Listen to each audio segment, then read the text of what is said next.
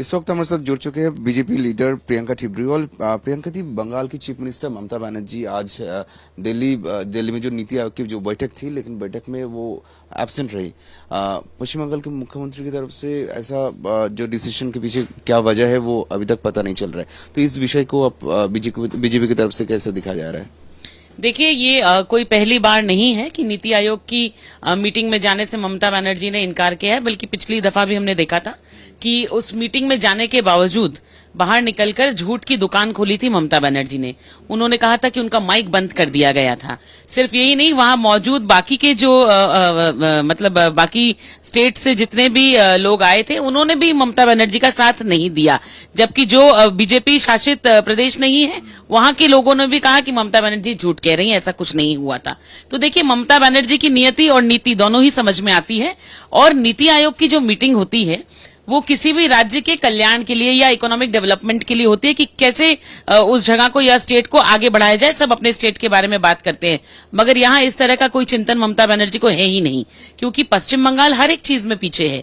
तो ममता बनर्जी चाहती नहीं है कि किसी भी तरीके से पश्चिम बंगाल किसी भी रूप में आगे बढ़े। आप देखिए, माइग्रेंट लेबर्स जो है यहाँ के, वो सारे राज्यों में जाकर के काम करते हैं, क्योंकि पश्चिम बंगाल में काम ही नहीं है।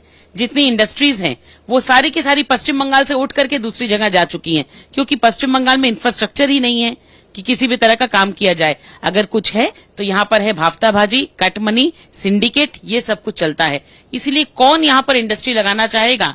कहाँ से नौकरियां होंगी? नौकरियों के नाम पर आप देखिए कि बच्चे जो है, पढ़े लिखे युवक जो है, वो रास्तों पर बैठे हैं, क्योंकि सारा स्कैम इस सरकार ने किया। तो ये सरकार जाकर के नीति, मतलब किस नीति के बारे में बात करेगी? क्योंकि यहाँ नीति नहीं, दुर्नीति जो है उसमें सबसे आगे अव्वल नंबर पर है ममता बनर्जी सरकार। लेकिन नीति आयोग की जो बैठक होता है वो हर एक स्टेट की कल्याण के लिए, विकास के लिए। तो लेकिन इतना महत्वपूर्ण एक बैठक में अगर स्टेट की चीफ मिनिस्टर अगर एब्सेंट रहेगी तो स्टेट का क्या फायदा होगा? मैं फिर वही बात को दोहराऊंगी, ममता बनर्जी किसी भी तरह से पश्चिम बंगाल को डेवलपमेंट की ओर लेकर जाना ही नहीं चाहती, और ये पिछले 12-13 सालों में हम सब ने देख लिया है। वरना आप बताइए ना, जिस टाटा को यहाँ से भगाया उसमें अव्वल नंबर पे हाथ था ममता बनर्जी का। उन्होंने यहाँ पर किसी भी तरह की इंडस्ट्रीज को ग्रो नहीं करने दिया। वो घूमती हैं